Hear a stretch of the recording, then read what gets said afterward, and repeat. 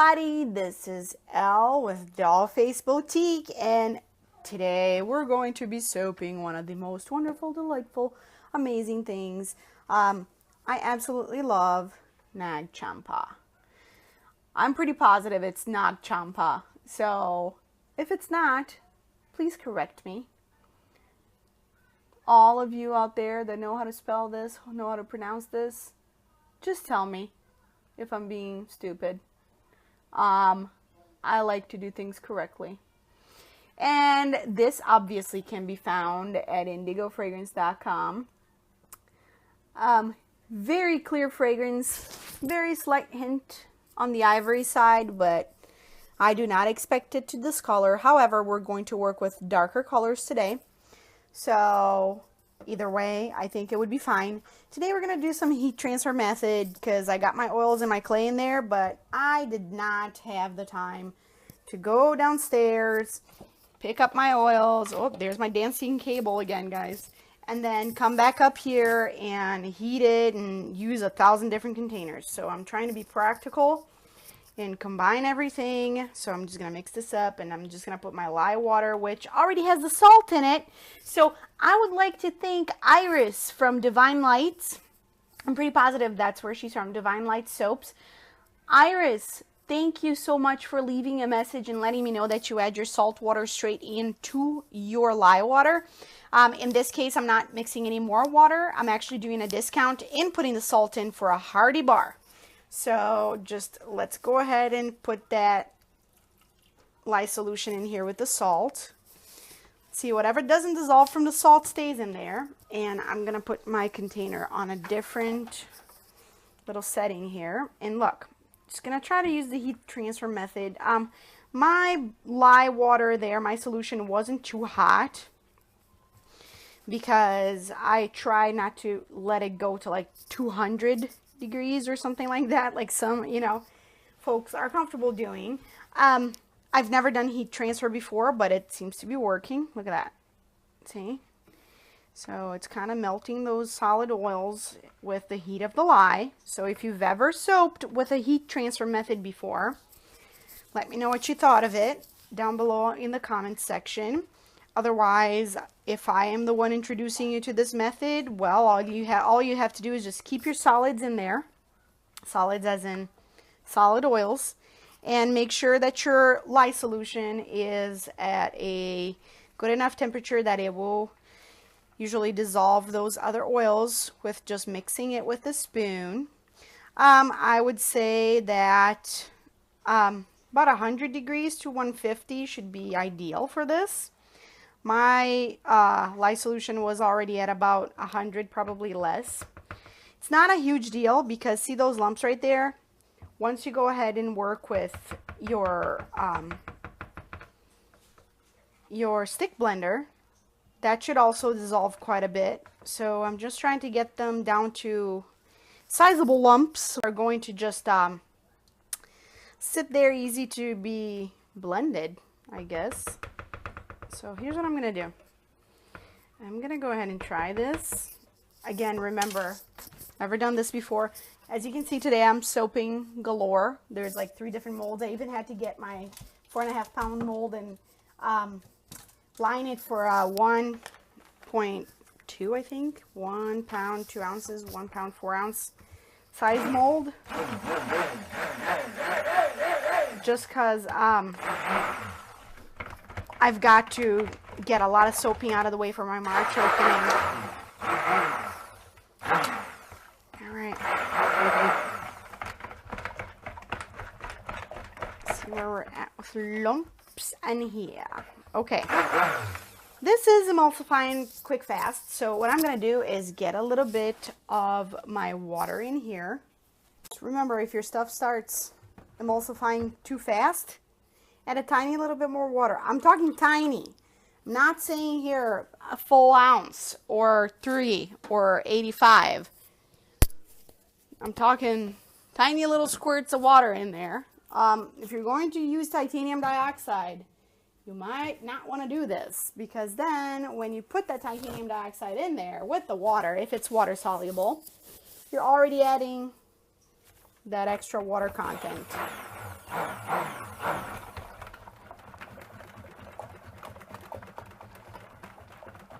Okay.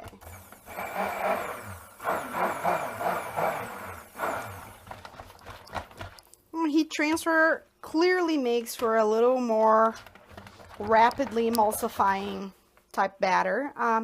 So long as you break the oil lumps, if you shall see any, it should be all right. So here's what we're doing. I'm separating these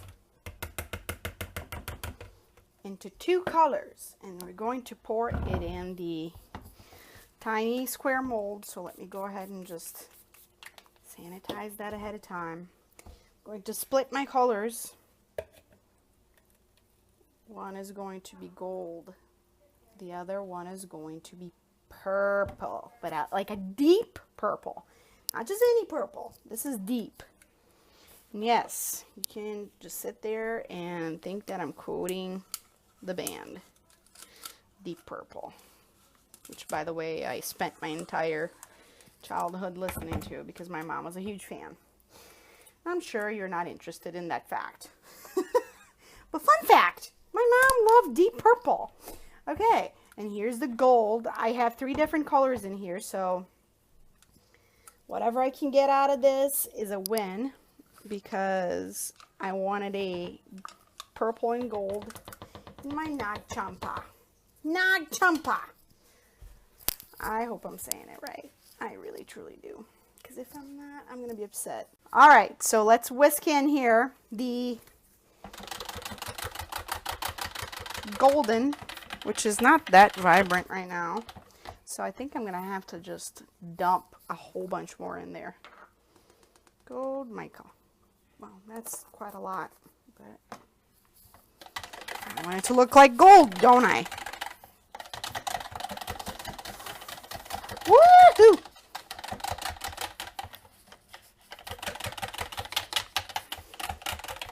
Well, now it does. Now it's golden. Let me go ahead and just add my fragrance in here first. So here's Nag Champa, which can be found at indigofragrance.com. There goes some of it. Just make a nice fluid batcher. By the way, in case you want to know which mica I'm using 14 karat gold mica from Be Scented. Okay, so this so far is a muted purple because it's kind of like a gray. I put some ultramarine blue and a little bit of activated charcoal, but I'm going to dump a little more ultramarine blue in there. And I think I did a little bit of titanium dioxide because I wanted it to be purple, but I wanted it not to be to the point where you're confusing it with black.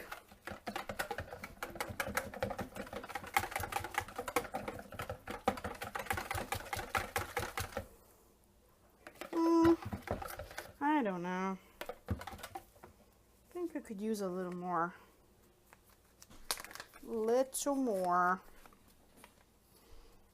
Maybe all. It just means I'll have to order more. Ain't that something? Ultramarine blue.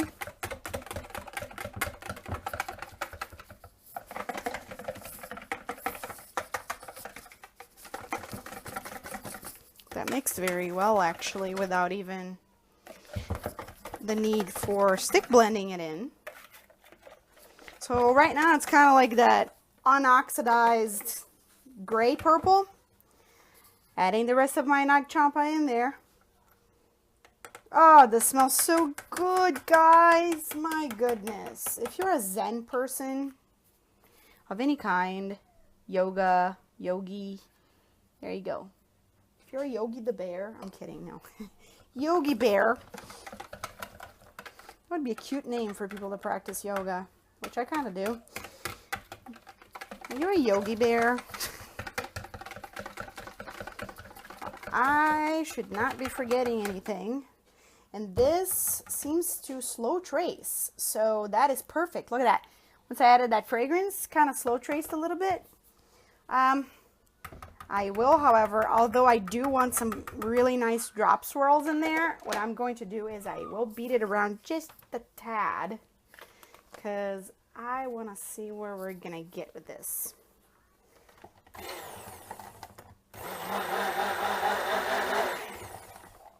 Okay.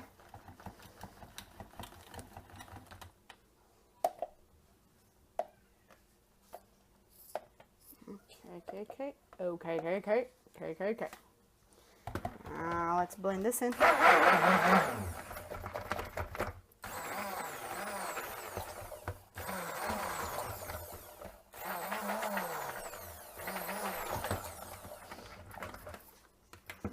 For those of you that do not know what Nag Champa smells like, it is pure Indian incense.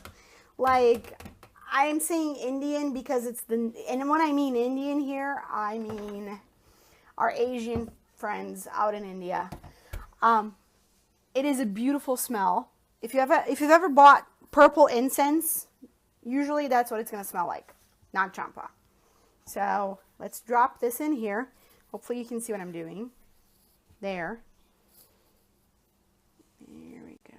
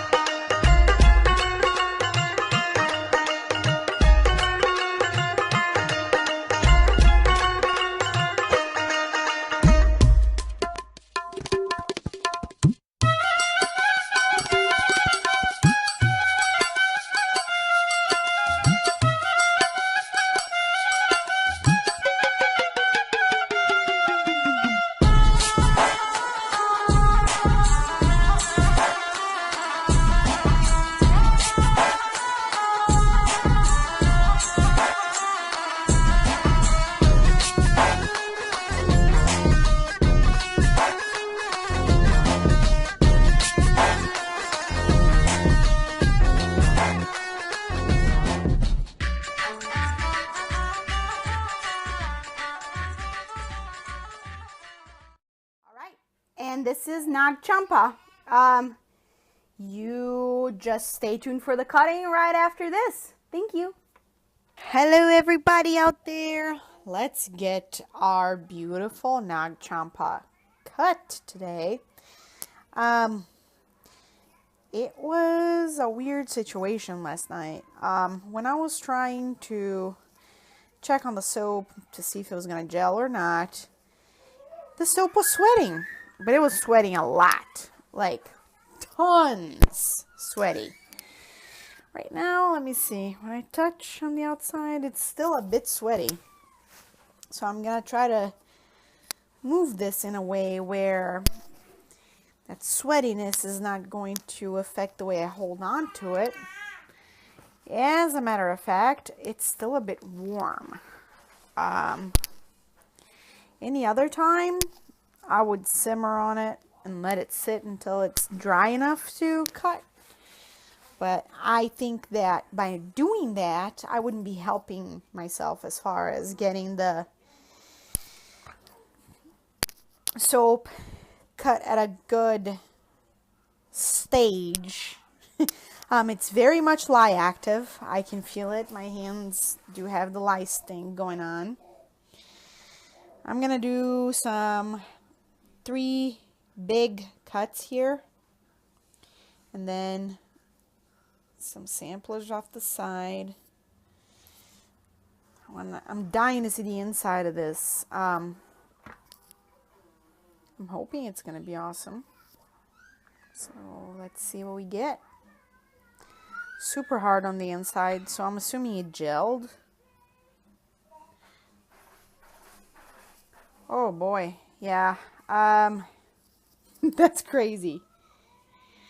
There is a lot of craziness going on in there.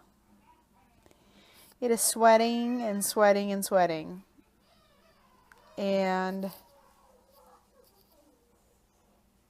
wow, that is a very cool looks. Let me pull this back a little bit more. Obviously, it's going to end up like this because this is the top part right now. So that's the gold. But I absolutely love the inside. I think it looks really awesome and fancy. So let's see here. Moving this forward. See what we get. My kitty wants to talk here, guys, to all of you. Miss Petunia is trying to say a couple words here. What's up, Tutu? Yeah. She's saying hi, everybody. Well, I really do like it. I really enjoy it. I am wondering what the little crazy colors are.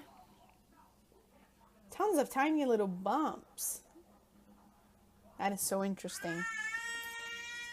That is a bunch of cool reactions. Could be salt, because I put my salt in the lye, and for me, unfortunately, it just didn't dissolve as it was supposed to, so I will probably continue throwing it separately, or not sure yet.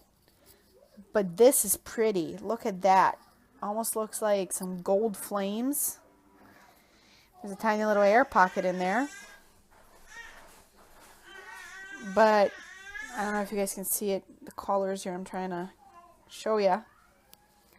I absolutely love it. This is the outer part, which I can't even cut a sampler off of this right now. Sorry. So I'll just leave the 3 big honking bars. Well, if you enjoyed this video, please go ahead and give it a thumbs up down there, right where I'm pointing, right down here. Toot toot. Thank you so much for watching, and if you're interested in seeing what's coming up for my March opening, which should be around the 28th of this month, that's what I'm aiming for, and I'm hoping to have everything ready and done by then. You may go ahead and join my Facebook group, which is Dollface Boutique Group.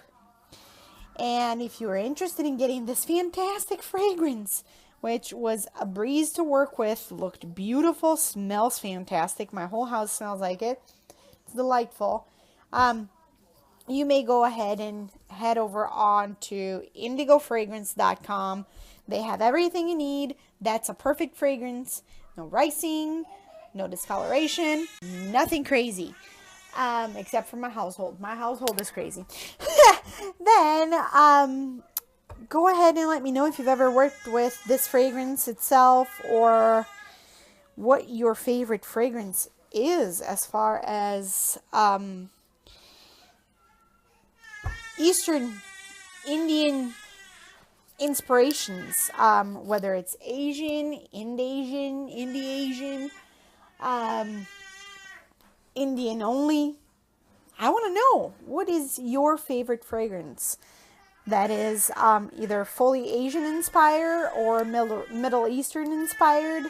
I want to make a soap that is inspired by Turkey, and I'm thinking I need to know exactly what the most popular things are out there for me to go ahead and actually make that soap with some inspiration that actually trails back to the roots of the country itself. But this is my India inspired Nag Champa, which is one of my favorite smells ever in the world. All right, everybody. So thank you so much for watching. You guys have an amazing week. See you soon. Bye-bye.